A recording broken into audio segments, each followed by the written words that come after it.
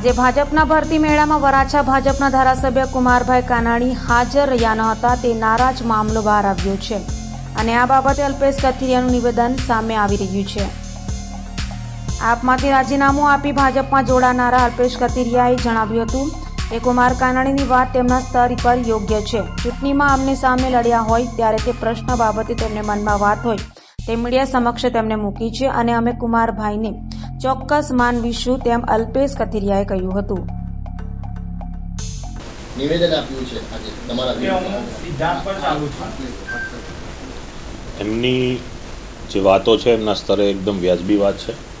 એમણે જે જણાવ્યું છે કે ભાઈ નારાજગીનો કોઈ મને પ્રશ્ન નથી, સ્વાભાવિક છે કે ચૂંટણી સમય પર આમને સામને લડ્યા હોય તો વ્યક્તિગત વાતો હોય કે પાર્ટીની વાતો હોય એકબીજા સામેના પ્રશ્ન બન્યા હોય છે, એકબીજાની ચૂંટણીઓની અંદર પરિસ્થિતિઓના નિર્માણ થતા જ હોય છે।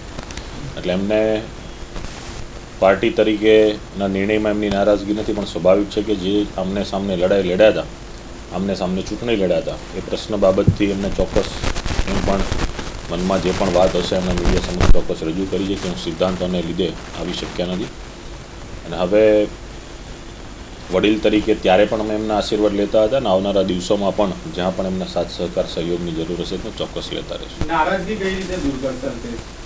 નારાજગીનો પ્રશ્ન જ નથી। એમને જ્યારે પાર્ટીના જોઈનિંગના જે પ્રશ્નની બાબત હતી એ બાબતમાં એમને જે પણ મંદુક હતી એમને વાત જાહેર કરી છે। નારાજગી એમને કોઈ પણ નથી અને એમને પણ કોઈ પણ પ્રકારની નારાજગી નથી। સીધું એમને કીધું છે પાર્ટી તરફથી નારાજગી પણ અલ્પેશભાઈએ જે પ્રહાર કર્યા હતા ઇલેક્શન વખતે શબ્દો કહ્યા હતા એ જનતા યાદ રાખતી હોય છે, તેને લઈને વ્યક્તિગત તેઓ નારાજ છે, તેના સિદ્ધાંતના વિરુદ્ધ રાજકીય બાબતોમાં જ્યારે પણ આમને સામને ઉમેદવાર તરીકે લડતા હોય છે ત્યારે એકબીજા ઉપર પ્રહારો થતા જ હોય છે। એમણે અમારા ઉપર પ્રહાર કર્યા હોય, એમણે એના ઉપર પ્રહાર કર્યા હોય છે અને એક રાજનૈતિક અને વૈચારિક પ્રકારના પ્રહારો હોતા હોય છે।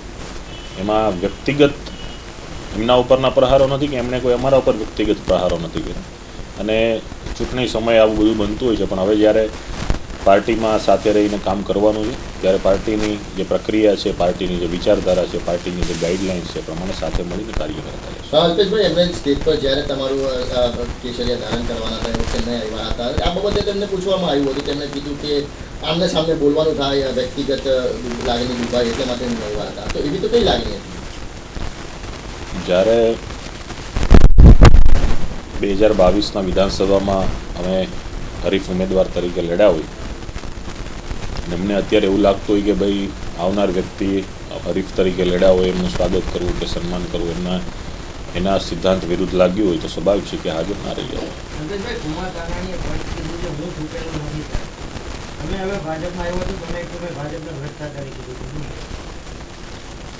મેં પહેલાં કીધું એમ કે જે સ્થળે ને જે સ્થાને અમે અહીંયા જવાબદારી નિભાવી છે ત્યાં ખૂબ મક્કમતાથી નિભાવી છે, ચાહે સામાજિક સ્તર પર હોય, રાજકીય સ્તર પર હોય કે કોઈ પણ સ્તર પર હોય। હવે જ્યારે રાજનીતિના મંચ ઉપર ભારતીય જનતા પાર્ટીના સ્થાન પર આવ્યા છીએ ત્યાં પણ મજબૂતાઈથી જવાબદારી નિભાવી છે। ચૂકેલું નથી ચાહતા, એમણે કીધું કે એ લોકો શું કરે છે અમારા નિયમો, અમે ચૂકેલું નથી ચાહતા, આવું કુમારભાઈએ કીધું છે। તો હવે કુમારભાઈ જ એના ખુલાસા કરશે કુમારભાઈ શું કહેવા માગે છે બાબતે। તમે કેવી રીતે મનાવશો કુમારભાઈને? ચોક્કસ મનાવીશ અને સ્વાભાવિક છે કે આજ વિસ્તારમાં જે અવારનવાર મળવાનું થશે, વ્યક્તિગત પણ મળીશું, એમના આશીર્વાદ પણ લઈશું। જ્યારે હરીફ તરીકે હતા ત્યારે પણ એમના આશીર્વાદ લેતા હતા, તો આજે સાથે છીએ તો ચોક્કસ એમના આશીર્વાદ લઈશું। તમે ભાજપમાં જોડે 3-4 દિવસ થઈ ગયા, એ કુમારભાઈ સ્ટેજ પર નહીં દેખાયા હતા, ક્યાંક ને ક્યાંક નારાજગી દેખાઈ રહી હતી, તમે એમને મનાવવાની કોશિશ કરી હતી આ 4 દિવસોમાં? નહીં, અત્યારે પહેલાં કોઈ એવો પ્રશ્ન હતો ને અને મને એ બાબતની જાણ પણ નહોતી કે વાત પણ નહોતી થઈ, ત્યારે કંઈક પારિવારિક કારણોસર બહાર હતા એવી વાત હતી, પણ આજે જ્યારે વાતો મળી છે તો સ્વાભાવિક છે કે એમને મળીશું, વ્યક્તિગત વાત પણ કરીશું અને જે નારાજગી હશે અથવા અમારા વ્યક્તિગત બાબતથી એમને કોઈ દુઃખ લાગ્યું હશે તો એની ચર્ચા કરીશું। અલ્પેશભાઈ, કેટલું એક જ વિસ્તારમાં રહીને કામ કરવાનું અને આ નારાજગી ક્યાં સુધી ચાલશે?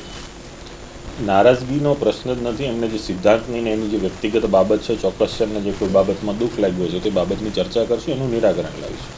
એવું લાગેલું છે કે જ્યારે તમને ભાજપમાં જોડાવાની વાત હતી તે વખતે કુમારભાઈને ભાજપ તરફથી ફોન કરવામાં આવ્યો હતો, કુમારભાઈ એવું કીધું હતું જે ભાજપ પાર્ટી જોડવા માંગે તો હું કંઈ નહીં કહી શકું, પણ વ્યક્તિગત મને નથી ગમ્યું એમ। પાર્ટીની ઉચ્ચ જે એમની જે સમિતિ છે, એમનો જે પ્રદેશનો હાઈકમાન્ડ છે, એમના જે નિર્ણયો હોતા હોય છે, જે કોઈ પણ સ્તરે પાર્ટીના જોડાયેલા કાર્યકર્તાથી માંડીને સત્તાધીશો, હોદ્દાધિકારીઓ, પદાધિકારીઓ તમામ એમને સમર્થન કરતા હોય છે. પાર્ટીની પ્રક્રિયા છે, પાર્ટીએ જે પ્રક્રિયા કરવાની હશે તે કરી હશે. કુમાર કાકાને તમારી બીજેપી જોઈન ગમી નથી? એ જોડાણના દિવસોમાં એમને જે પ્રક્રિયા અને સિદ્ધાંતની વાત હતી હશે, આવનારા દિવસોમાં ચોક્કસ સૌ પાર્ટીની એક છત્રછાયા નીચે સાથે મળી કાર્ય કરીશું. આપમાં નિષ્ક્રિય રહેલા અલ્પેશ હવે ભાજપમાં કઈ રીતે કામગીરી કરશે? પાર્ટીમાં હાલ કાર્યકર્તા તરીકે અમે જવાબદારી નિભાવી રહ્યા છીએ. પાર્ટી જ્યાં પણ આદેશ કરશે અથવા પાર્ટીની જ્યાં પણ અમારી જરૂરિયાત હશે, જે પ્રમાણની કામગીરી સોંપશે, જે પ્રકારની જવાબદારી સોંપશે, એ પ્રમાણે અમે કાર્ય કરતા રહીશું. હા અલ્પેશભાઈ, તમે જ્યારે જેલમાંથી બહાર આવ્યા, ગબ્બર તરીકે બહાર આવ્યા, ત્યારે તમે કીધું જ્યારે જીવનનો માણસ નથી, હું રાજનીતિનો માણસ નથી, એ વખતે એવું બયાન આપ્યું. તો હવે રાજનીતિમાં આવવાનો શું મકસદ? સમય અને સંજોગો પર ઘણા બધા નિર્ણયો લેવાતા હોય છે. જ્યારે પણ અમે આંદોલનની પ્રક્રિયા 2015થી સ્ટાર્ટ કરી ત્યારે અમે અભ્યાસ સાથે જોડાયેલા હતા. ત્યારે રાજનીતિક બાબતોની સાથે જોડાવું, કઈ પાર્ટી સાથે જોડાવું, લડવું, શું નહીં, આવી કોઈ વસ્તુમાં ખબર પણ ના પડતી હોય. પછી જેમ જેમ આંદોલનમાં આગળ જતા ગયા, આવનારા દિવસોમાં જે પરિસ્થિતિ બની, કેસો બન્યા, પરિસ્થિતિમાં ઘણા આંદોલનોની અંદર સરકાર તરફથી વિશિષ્ટ કેસો પણ અમારા ઉપર થયા છે. ફરીથી ઇલેક્શનો આવ્યા, ચૂંટણીઓ આવી, સમાજોની માંગ બુલંદ બની, પરિસ્થિતિઓ ઉલટાણી. તો આવા સમય સંજોગના આધારે અમે રાજનીતિક નિર્ણયો લીધા છે. અલ્પેશભાઈ, જે રીતે પાસનું આંદોલન ચાલતું હતું એમાં કંઈક ને કંઈક કુમારભાઈનું સમર્થન સતત રહેતું હતું, લાગણી પણ સમર્થનવાળી રહેતી હતી. હવે એવું શું બન્યું અલ્પેશભાઈ અને કુમારભાઈની વચ્ચે કે આ હદની નારાજગી આવી ગઈ? એ હાલ તો આજના દિવસે મીડિયાના આપના માધ્યમથી જે વાત જાણવા મળી છે કે એમને સૈદ્ધાંતિક રીતે શક્ય નહોતું, પણ પાર્ટીના પ્લેટફોર્મ પર અને પાર્ટીના હિતના તરીકે એમને વ્યાજબી લાગ્યું છે. એ આજે પણ એક વડીલને આદરણીય હતા અને કાલે પણ એક વડીલ આદરણીય તરીકે છે. એમનો જે રાજકીય અનુભવ છે ને આ વિસ્તારને એમણે ઘણા સમયથી પ્રતિનિધિત્વ કર્યું છે. એટલે એમની કોઈ પણ પ્રકારની બાબતો હશે એ બાબતની અમે સંપૂર્ણ સાથે મળીને ચર્ચા કરીશું. મળવા જશે કુમારભાઈને? 100% મળવા જશે. અલ્પેશભાઈ, કોઈ મળવા એક બાબત સવાલ છે કે એવું સૂત્રોના જણાવે, જ્યારે તમે આપમાં હતા ત્યારે પણ ભાજપના ક્યાંક ને ક્યાંક સંપર્કમાં હતા, એવું સૂત્રોના મુજબ જાણવા મળી રહ્યું છે. એક જ વિસ્તારમાં રહીએ છીએ અને આ જ રોડ પર સૌ મોટા થયા છે, તો સ્વાભાવિક છે કે